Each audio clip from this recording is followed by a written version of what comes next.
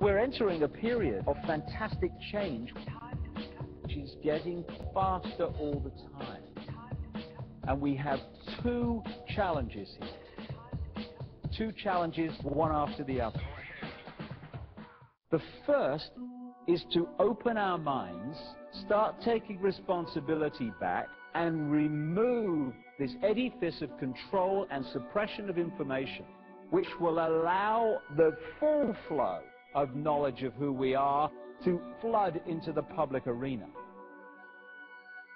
Once people start to realize who they really are and the nature of life, then we can go into stage two, which is the incredible consciousness shift that is going to happen, and is happening for many people already, but can happen for everybody if we open up to the knowledge of what's going on. And to do that, the edifice of suppression has to go.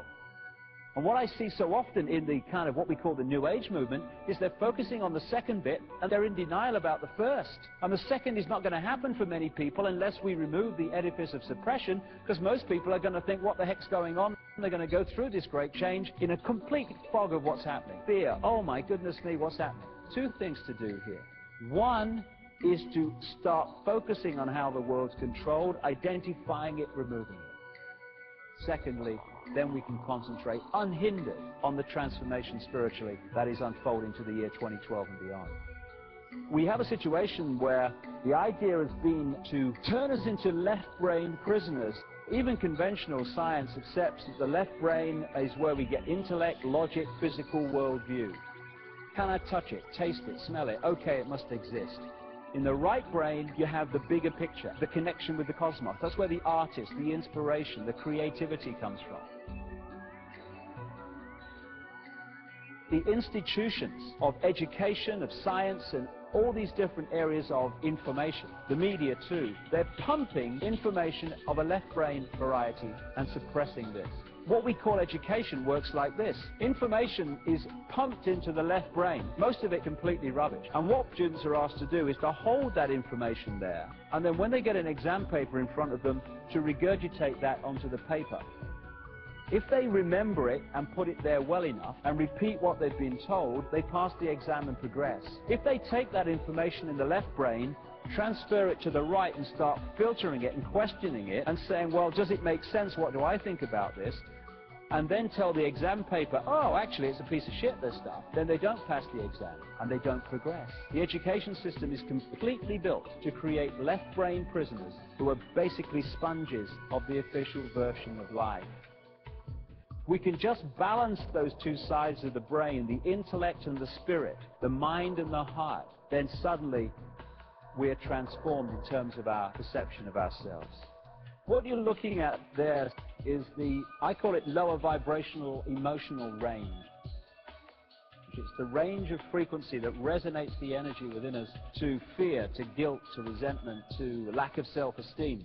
And the more that we are manipulated to feel those things, and the more we manipulate each other to feel those things, the more what I call that cesspit vibration of low vibrational emotion gets more and more full and more difficult to get through, and therefore out to the multidimensional state that we can get into as we reconnect with the ocean, with the cosmos. This is why when people start on this spiritual journey, the reason that they start to realize when they start to walk the journey that all hell breaks loose in their life, that structures break down in their life, and they think, crikey, if this is spiritual. I remember me, when I started on this route, my life broke down in so many ways. I thought, if this is spirituality, you can stuff it. I don't want to know.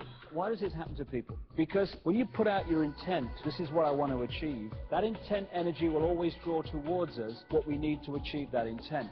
So if we're going to reconnect with the cosmos, then that intent will draw to us the experiences necessary to achieve that. What we need to do to achieve that connection is to clear out that cesspit level of low vibrational emotion.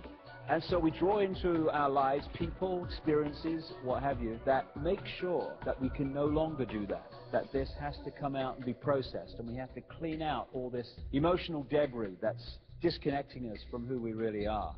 If we're prepared to walk this journey, take a step back and realize that it's actually an experience that is going to set us free rather than a really negative, bad thing that is something to do with the fact that we're not good people. Must have been something terrible in a previous life. I hear that all the time. These challenges are to help set us free by cleaning this out. It's important we understand that. And I find that there are so many people in what's called the New Age who are still operating on a fraction of who they are because they're not prepared to do what is necessary and take the challenges, and we all have this stuff within us to remove and process. When you do, that's when you can start talking about freedom. People talk about a soul. For me, what we call soul, the highest expression of ourselves, is pure love. I don't care who you are, what your background is, what you've done. I don't care if you're Henry Kissinger or George Bush or David Rockefeller or the Queen of England or any of these guys that have been manipulating the world and still are. At that level of yourself, you're pure love. Everyone is. But we can become disconnected from that level and manifest in that disconnection anything but pure love. But that's what we all are, all of us. And when we get disconnected, that's when the problems start, and the imbalances start, and the imbalanced behavior starts.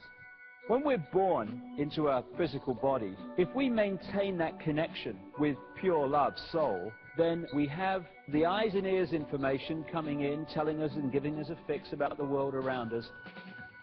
And we have the connection with soul, the intuition, which is guiding us from another perspective. We have both.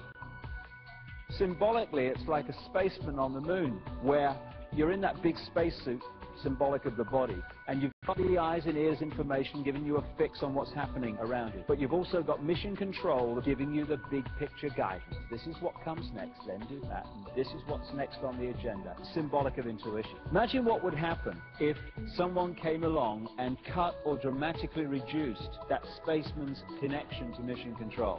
Suddenly, this is the only information and the vague memory of what should have been happening at this time.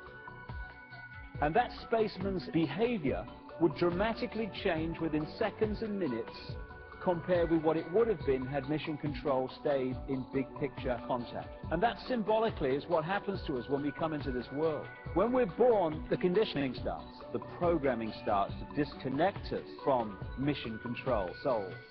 So the eggshells start. We start to be conditioned to see ourselves as either just a physical body or subjected to some god and what have you. The programming gets started from the moment we become conscious. And if we can just break that eggshell and we can express the true nature of who we are and not live someone else's version of what we should be, when the eggshell cracks, we reconnect with mission control. And at that point, we taste freedom. That is the challenge now that we all have and the opportunity we all have. Chinese have a word that means both danger and opportunity. We're at the point now of that choice. Because that's what life is. It's a choice and learning from the consequences of the choice and making different choices and learning from the consequences of them. That's what evolution is. We're at a point now where we can make incredible leaps as this 26,000-year cycle comes to an end. It's going to be one heck of a challenge. But no matter how challenging it gets, one thing remains constant. We live forever. We are everything, and everything is us. Whatever we're experiencing in this moment, it's just an experience. We live forever. We are genius. We've forgotten we're genius. And that's why a few people run the world. We can think hate, we can think love. We can create a world dominated by hate and fear, or we can create a world dominated by love, compassion. And we all have the opportunity to do that. When we heal ourselves, we heal the world. When we change ourselves, we change the world.